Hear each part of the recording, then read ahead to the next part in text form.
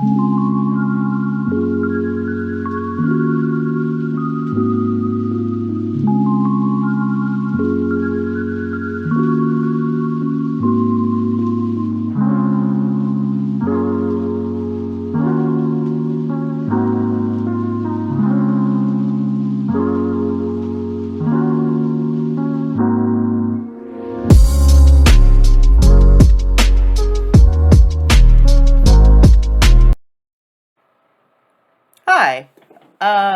It's been a while. I feel like every video starts like that now. It's been a while. Hi. Listen, December has been crazy. The last few months have been crazy, but I'm here to talk about something that happened to me this year that I feel like everyone should know. Um, I went to Japan in late October, something that is still sinking into my brain every once in a while. But yeah, I finally made it. I did the thing that every weeb aspires to do. I went to Japan. I was there for about 6 days, and it was truly a life changing experience. So let's talk about it. So initially, I'd written a blog post on my trip to Japan, and it was in a headspace that was still very negative. I'm on new meds. I'm seeing a new psych. And after a decent amount of time in between my trip and now, I've been able to see that trip in a whole different light. So I scrapped the blog post and decided, let's do what I do best, which is be in front of the camera, be open, be honest, and talk. So let's talk about Japan. It was me, Carlos, and Ricky. We were there, yeah, about 6 days, just about a week. I did get to spend Halloween in Japan. We were in Kyoto to start, and then Tokyo, specifically Akihabara, really, really close to Shibuya and everything else. So I really did like the Weeb trip for Japan. And I want to start this off the way that I started off my blog post that did get scrapped, which is let's talk about the good, let's talk about the bad, and let's talk about the weird and exciting. The good. Everything tasted delicious. All of the food was amazing. Everything I ate in Japan was fantastic. Some of the best salad I ever had in my life came from a convenience store. It came from a 7-Eleven. Japanese 7-Eleven is next game. I'm sure other people have said that, but it is next level game changer. Absolutely amazing. I got to have udon in Kyoto. It was fantastic. Got to have one of the best steaks I've ever had in Akihabara. I had hot pot served to me by a cat robot. One of the best and most competent meals at Denny's I have ever eaten in my life. Everything in Japan was delicious. Just everything. It's hard to put into words how fantastic everything was. Somehow, I managed to eat fried chicken almost every day that I was there, but fried chicken is delicious, and I will hear no further comments about that. Even the bentos that I ate while on the bullet train, fantastic, great. Had a lovely time just eating and drinking and enjoying Japan. The sights, oh boy, the sights are amazing. It feels like you're stepping into something that almost isn't real.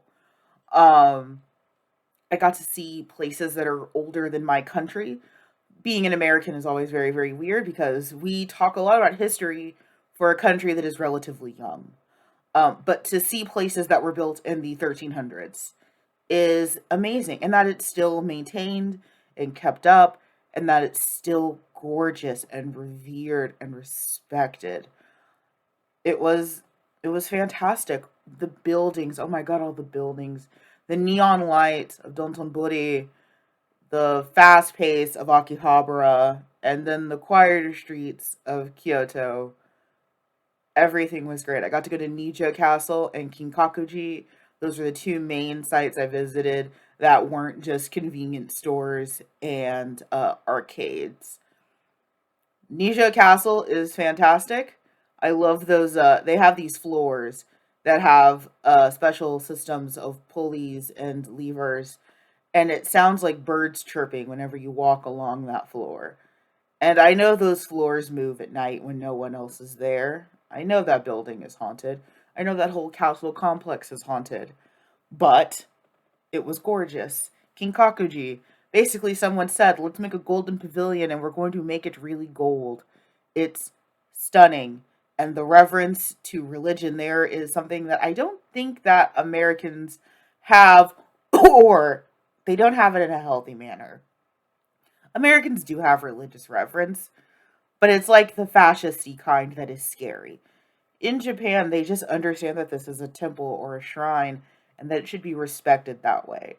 And for the most part, even the Westerners, the other gaijin that I saw there, were also super respectful, which was amazing. Next up, got to talk about the people. Now, I had heard horror story after horror story about how Japan isn't always nice to foreigners, and frankly, rightfully so.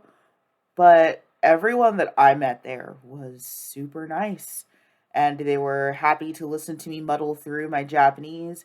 They did their best with their English, or many of them were quite proficient speakers of English. Everyone was nice.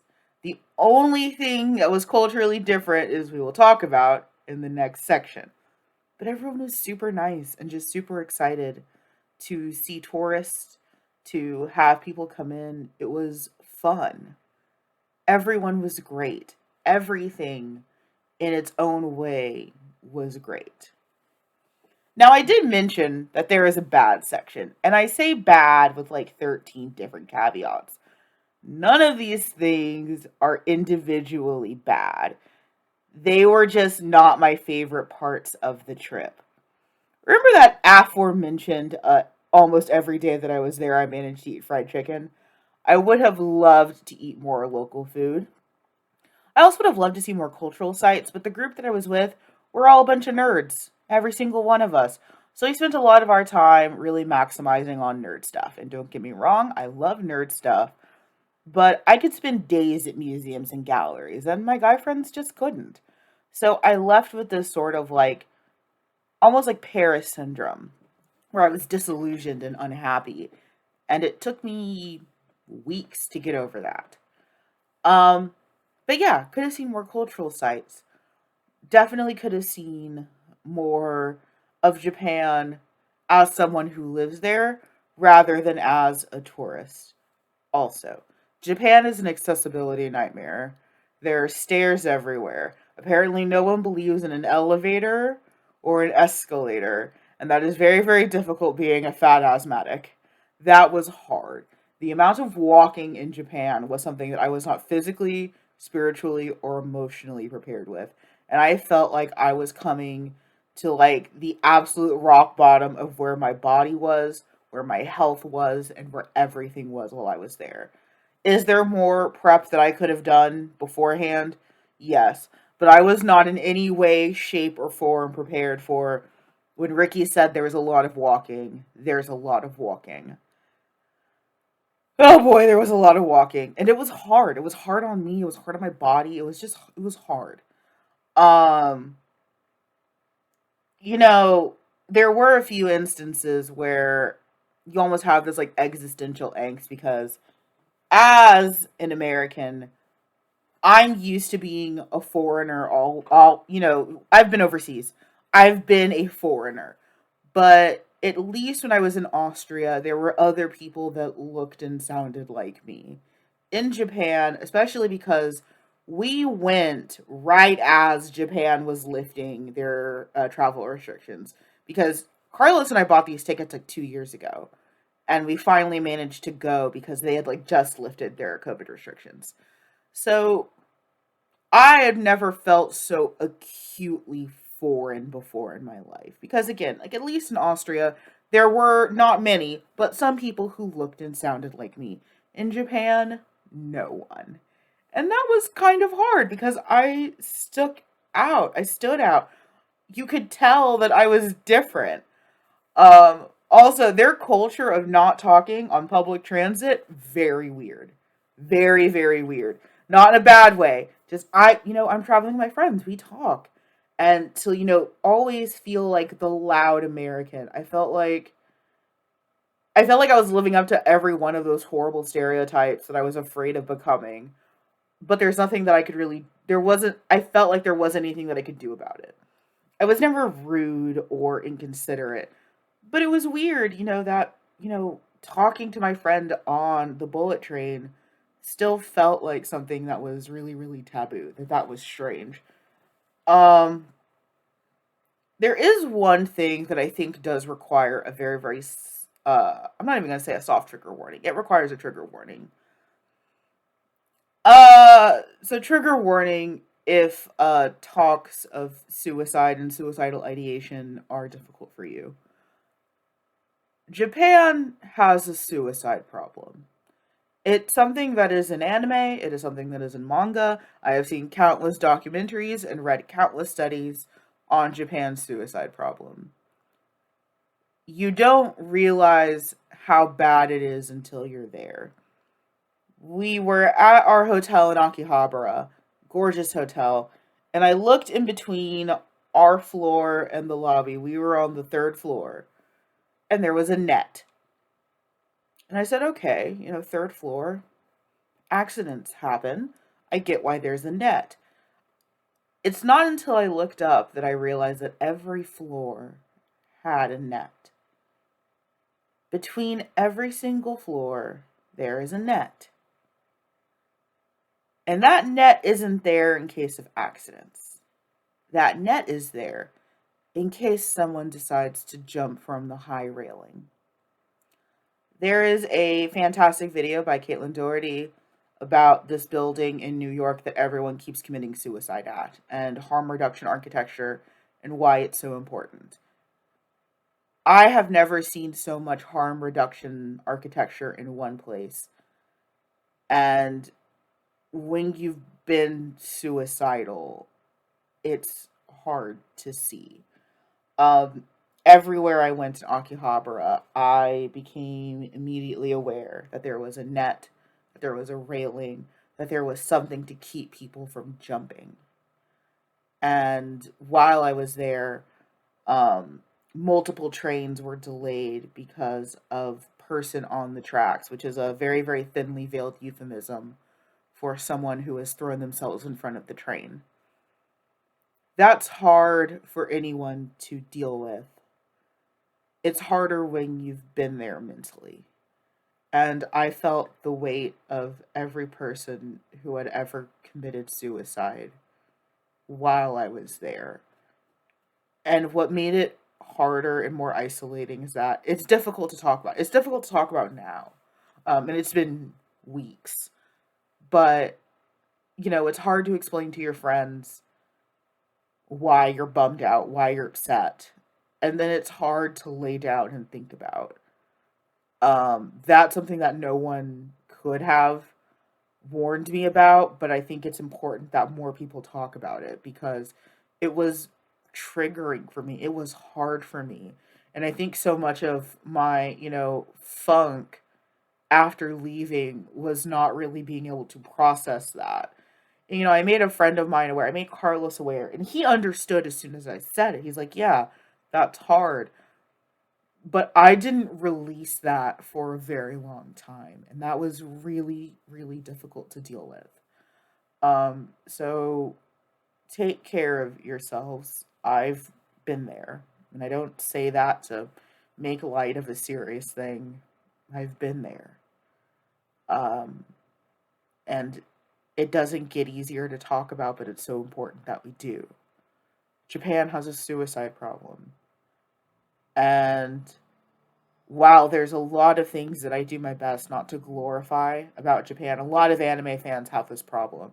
They'll glorify Japan like it's this magical place where no problems exist. That is one thing that I will be very, very blunt about, is that Japan has a problem. And there needs to be a lot more than just nets and railings done to fix that. Let's talk about some miscellaneous things that are a little bit less dour. Gachapon is the greatest thing that I've ever found. It is now my life. If you look very, very closely, you can see a collection of some of my Gachapon here and here. For those of you that don't know, Gachapon are little capsule toys, and they are my Lord and Savior now. And I spent so much money on Gachapon, and no, I don't want to talk about it. Um, Oh my god, I miss traveling by trains. I miss competent public transit in America. Would love me a train. Bullet train was amazing. Just don't look out the window. Don't look out the window. Japan's commodification of American pop culture is also very strange. While we were there, we went to Universal Japan, and it felt very, very weird to see American culture consumed in the way anime fans consume Japanese culture. That was weird. Not in a bad way, but it definitely took an adjustment period to get over. Got to go to an owl cafe. Greatest experience of my life. My owl's name was Okra, and I will never have a greater experience in my entire life than holding an owl in a Tokyo owl cafe. Halloween. Uh, so Halloween in Japan came right after the Crush event in South Korea. So I was a little bit less than excited about going out. We were supposed to go to Shibuya, and I was a little less than excited about going to Shibuya after the Korean Crush incident. So I arranged for my friends and I. We were going to do karaoke in Akihabara, and I remember I was setting up the our reservation, and I typed out on my phone because my Japanese isn't that good. I said, I want this to be a special night for me and my friends. And the guy there just gave me a thumbs up. And we were in one of the most VIP rooms. I drank a cup of gin that was the size of my face. And I sang multiple songs by Gact and Ready Steady Go by La Arc-en-Ciel. And I had an amazing time. We had an amazing time. We got drunk. We sang an Evanescence song and Careless Whisper. Karaoke in Akihabara, there is nothing that beats that. I had so many small, cool experiences in Japan. Vending machines. I loved the vending machines. There was a vending machine that you could get hot soup out of. I miss the vending machine so much. And honestly, I just saw Carlos. I was just home for the holidays, and I just saw Carlos. And I told him about my malaise after going to Japan. I told him that it took me a while to realize I had a good time. And, I was kind of grilling him about it because we haven't really talked. He got busy, I got busy. And I said, what was your favorite thing about Japan? And he said, it was all the little things. It was getting on the train and, going to convenience stores and walking to different places. It wasn't the big things. Not that the big things didn't matter, but it was the little things. And he's right. Some of the best memories I have in Japan are the little things. Yes, Nijo Castle was amazing. Yes, Kinkakuji was fantastic. But it's the small moments. It was sitting in our living room in Kyoto, singing together and watching wrestling. It was falling asleep on the bullet train after a 14-hour flight. It was eating bento together. It was Carlos making fun of all the CC lemons I drank. It was reloading Suica cards and sitting together and fellowshipping. That's what made Japan great. I have a special treat for you all. I'm going to show some of my favorite photos from Japan at the end of this video, but stay tuned. Next time will be my year in review. I'm so glad to be back from Japan, and I'm already planning round 2. See you in the next one.